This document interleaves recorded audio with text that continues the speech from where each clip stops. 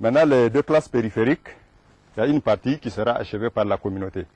Pourquoi? Ça, c'est l'esprit participatif de la chose qui est recherchée. Donc là, on veut voir combien de fois la communauté est intéressée par cette question de l'école. Donc ce n'est pas que le partenaire ne peut pas finir les 3 classes, mais il y a cet aspect participatif qui est recherché à travers cette action. Pédagogiquement parler, oui, parce que vous voyez, c'est un apport qu'on demande à la communauté pour voir si elle est réellement intéressée par la question de l'école. Donc nous en avons reçu cette année 4 blocs de 3 classes. Là, vous avez un bloc, c'est à l'école quartier 2. Il y a un bloc à Ofatikin, un bloc à Théis et un autre bloc à Kishigari. Donc, comme j'ai eu à le dire, ça c'est la spécialité de l'UNICEF. Vous avez vu ici en face, c'est un autre bloc construit par l'UNICEF. C'est une classe à structure évolutive. Et vous avez vu, la communauté a parachevé le reste. Donc, tant qu'on ne vous dit pas, vous ne pouvez pas dire que c'est une classe comme celle-là. Mais voilà, et à travers ça, nous avons compris combien de fois le COJAS de l'école, actuellement appelé CGDES, donc le comité décentralisé des établissements scolaires, donc c'est lui qui a parachevé le manque à gagner là. Donc là, à travers ça, on évalue combien de fois la communauté est intéressée par la question de l'école. La qualité de l'enseignement est aussi au centre des préoccupations des autorités en charge de l'éducation. C'est pourquoi les vacances scolaires sont mises à profit pour former les contractuels nouvellement recrutés à Agadez. Ils sont 490 contractuels à bénéficier de cette formation pour un coût de 44 millions de francs CFA financé par la coopération suisse. Le directeur régional de l'éducation nous donne plus de détails sur cette formation suivie de l'avis d'une maîtresse stagiaire. Nous sommes à l'école Obitara. Nous avons cette année 490 stagiaires. C'est des enseignants du terrain que nous avons eu à recruter sans formation initiale. Généralement, cette année, après le recrutement de ceux qui font les écoles normales, si nous avons un gap, le ministère nous autorise à faire des recrutements au niveau régional, des brevetés et des bacheliers qui n'ont pas de formation. Nous sommes obligés donc de les prendre comme ça et de les envoyer dans les écoles. Mais heureusement, nous avons des partenaires qui, chaque année, pendant les vacances, nous donnent la possibilité d'organiser des sessions de formation pour outiller ces enseignants-là, pour leur donner les b.a.-ba, les rudiments pédagogiques. Donc avant cette formation, l'année passée, après le recrutement, nous avons, avec l'appui de Hedtemet, de Oxfam et de EDD, nous avons tout juste fait une petite imprégnation, j'allais dire, de 10 jours. Et maintenant, pendant ces vacances, grâce donc au ministère de l'Éducation, à travers ses partenaires, cette fois-ci c'est la coopération suisse qui nous aide à faire cette formation. Donc nous les regroupons, 490, ils sont là et répartis dans 10 salles. Et durant 30 jours, les encadreurs de l'école normale, lui c'est un inspecteur, et les encadreurs du terrain, les conseillers pédagogiques, c'est eux qui les ramènent ici, ils les retrouvent et qui leur...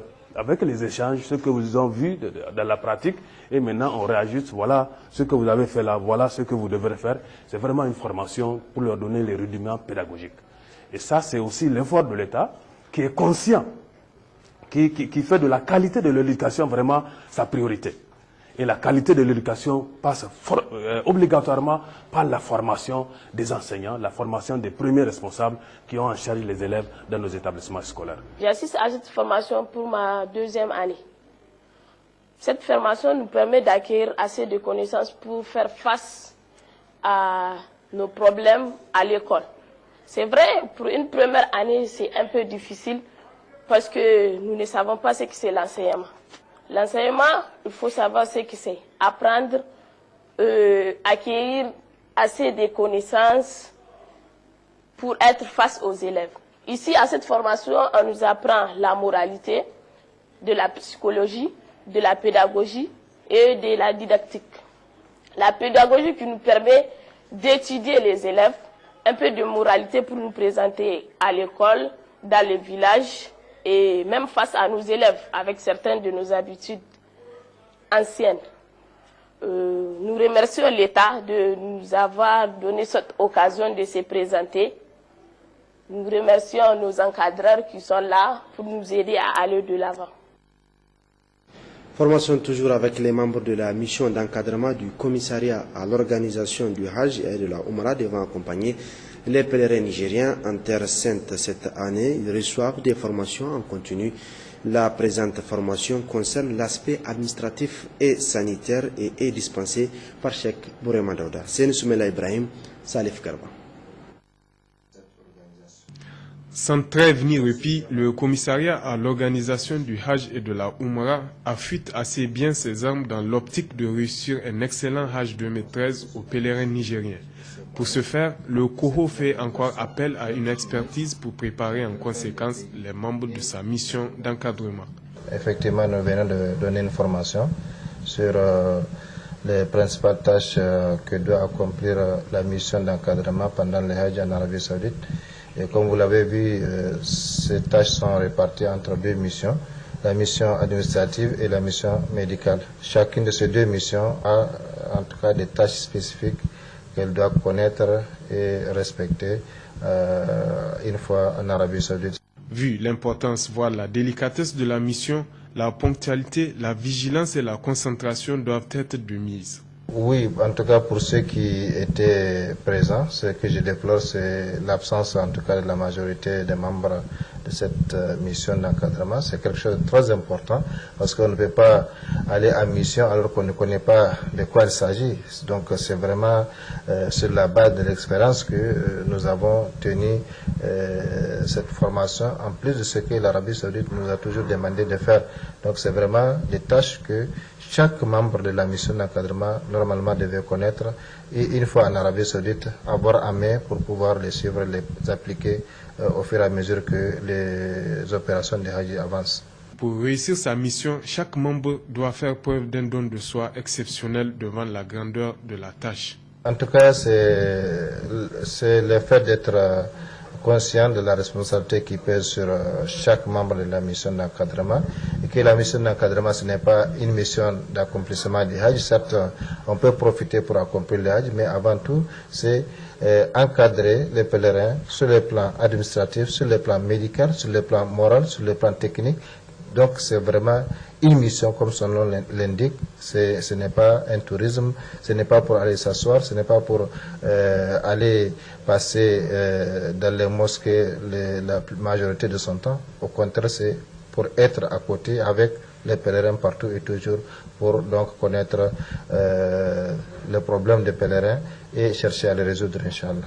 Entre autres immensités du travail qui attend les membres de cette mission par rapport aux aspects organisationnels du Hajj, une fois en Terre Sainte, c'est de constater à travers des visites inopinées les conditions d'hébergement des pèlerins, d'écouter leurs doléances, obtenir vite l'autorisation d'exercer des activités médicales auprès des autorités saoudiennes et bien accueillir et traiter les patients au niveau du siège de la mission. En santé, inauguration hier à Dosso de la maternité Maria Djarmakoy-Seni de Harikanasu dans le département de Boboy, dont d'une ressortissante du terroir plutôt, et c'est le secrétaire général du ministère de la Santé publique qui a présidé la cérémonie de réception en présence du gouverneur sortant de la région, Amadou Babelé. Issa Saleh, Morou Abdou. Plusieurs allocutions ont été prononcées au cours de cette importante cérémonie d'inauguration de la maternité Maria Djarmakoy-Seni de Harikanasu dans le département de Boboy, région de Dosso. Une cérémonie présidée par le secrétaire général du ministère de la Santé publique, Dr Maï Mokhtar Hassan, au nom du ministre empêché. C'était en présence du gouverneur sortant, Amadou Babelé, entouré pour la circonstance de ses plus proches collaborateurs régionaux et départementaux, du président du conseil régional de Dosso, M. Himamou Kaila, et de plusieurs autres invités de marque. Cette maternité, qui porte le nom de maternité Maria Djarmakoy-Seni, a coûté plusieurs dizaines de millions de francs CFA et répond aux normes d'une maternité de la nouvelle génération. Est un don d'une digne femme ressortissante du terroir de Harikanasu, Madame Haïdara Aïssata Seni Djarmakoy. Après les mots de bienvenue du maire de la commune rurale de Harikanasu, du représentant du chef de canton, du préfet du département de Boboy et le représentant des membres de la famille de la donatrice, aux représentants de l'Organisation mondiale de la santé, OMS, de prendre la parole pour encourager et féliciter la généreuse donatrice de ce joyau si cher pour les populations de Boboye en général et pour celles de Harikanassou en particulier, avant d'assurer de l'accompagnement de son institution à tous les processus de protection de la mère et de l'enfant en matière de santé, avant de procéder à la remise gratuite d'un lot de kits, des médicaments à cette maternité au titre de démarrage. Quant au gouverneur sortant, M. Ahmad Bouabalé a dans son intervention notifié que cette maternité contribuera sans nul doute à la réduction de la mortalité maternelle, néonatale et infantile, qui est une des préoccupations essentielles des autorités de la 7e République, à leur tête le président de la République, son Excellence M. Issoufou Mahamadou, avant de remercier cette digne et patriote femme du terroir de Harikanassou, puis inviter les autres bonnes volontés à lui emboîter les pas. Le secrétaire général du ministère de la Santé publique, Dr Maï Mokhtar Hassan, a au nom des autorités de la 7e République remercié la généreuse donatrice. Je voudrais en cette heureuse circonstance remercier au nom des plus hautes autorités de la 7e République, au premier rang desquelles le président de la République, chef de l'État, son Excellence Issoufou Mahamadou, Madame Haïdara Seyni pour son patriotisme. Pour terminer, j'invite toute la population bénéficiaire à en faire une utilisation judicieuse de ce bijou.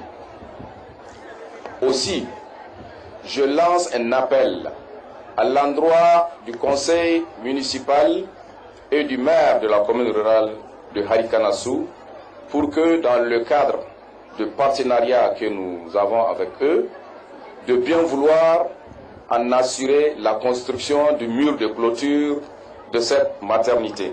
Qu'Allah subhanahu wa ta'ala vous rende le centuple de cette œuvre et bénisse notre cher pays, le Niger. La coupure du ruban par les autorités en place, la visite guidée des locaux composés de plusieurs salles, des bureaux et des toilettes, la plantation d'arbres dans la cour de la maternité, tels sont les menus de la clôture de cette cérémonie. Reste alors aux populations de Harikanassou et alentours à faire bon usage de leurs bijoux. Oh Maman Haïdara Aïssata, nous te disons merci. Merci d'avoir donné le nom de notre grand-mère à cette maternité. Merci au nom de toutes les femmes de la commune de Harikanassou. Merci au nom des futurs bébés qui naîtront dans cette maternité. Vous êtes la plus belle des mamans. Et chaque enfant qui naîtra dans cette maternité est naturellement le vôtre. Belle initiative et à encourager la situation de la campagne agricole à présent dans la région de Difa, une infestation généralisée des sauteriaux est signalée. Donc dans le département de Ménésoroa et aussi celui de Goudoumaria. Face à cette menace, l'État a déployé des moyens conséquents pour protéger les cultures. Mohamed Ali et Adraman Maazou. Les importantes précipitations enregistrées au mois d'août ont donné un coup d'accélérateur à la croissance des cultures, mais aussi, hélas, permis l'éclosion des sauteriaux dans la zone pastorale. De Ménésoroa à Goudoumaria, toute la brousse est maintenant infestée de ces ennemis des cultures, pour l'instant à l'état larvaire. Depuis 4 jours, un Cessna monoplace de la protection des végétaux anime le ciel de Djadjiri au rythme de 3 rotations par jour. Djadjiri, localité située entre Ménésoroa et Goudoumaria, est la base aérienne de la lutte anti-acridienne. Après avoir mené le combat au sol avec les produits dont ils disposent, les techniciens de la direction régionale de l'agriculture ont demandé et obtenu du niveau central l'intervention de ces moyens aériens pour lutter plus efficacement contre les sauteriaux qui ont envahi les champs de milles de sorgho. Au début de la campagne, au moment de la deuxième décade du mois d'août, la situation était calme. Nous avons connu des déclarations des sauteriaux, mais c'était timide et très localisé. Donc, nous avons pu faire face à cette situation en utilisant des moyens comme les appareils autoportés montés sur les véhicules et puis les brigades villageoises. Mais à la fin de la troisième décade du mois d'août, au fur et à mesure qu'on effectue le traitement, les déclarations ne font que venir. Donc quand on a vu l'ampleur des déclarations et l'étendue, le nombre de villages qui venaient chaque fois déclarer, on traitait, plus il y a des villages qui venaient déclarer. Donc nous avons directement demandé un appui à la Direction générale de la protection des végétaux, un appui aérien. Ce qui fut fait. On disposait suffisamment de produits, mais ce qui est sûr, avec l'allure actuelle, il nous faut encore des produits additionnels. Et je crois que Niamey a déjà répondu. À partir de lundi, nous allons avoir un autre arrivage de produits additionnels pour toujours appuyer l'intervention aérienne. Parce que avec l'appui aérien, nous allons très vite maîtriser la situation. Les éclosions ne sont pas cette fois-ci sorties des zones habituelles que nous suivons. Cette fois-ci, ce sont des descentes des sauteriaux qui ont eu en fin de campagne 2012. Comme les champs étaient surveillés et traités, il n'y a pas eu de dépôt des œufs dans les zones des champs. Donc il y a eu des dépôts dans les friches. Et ce sont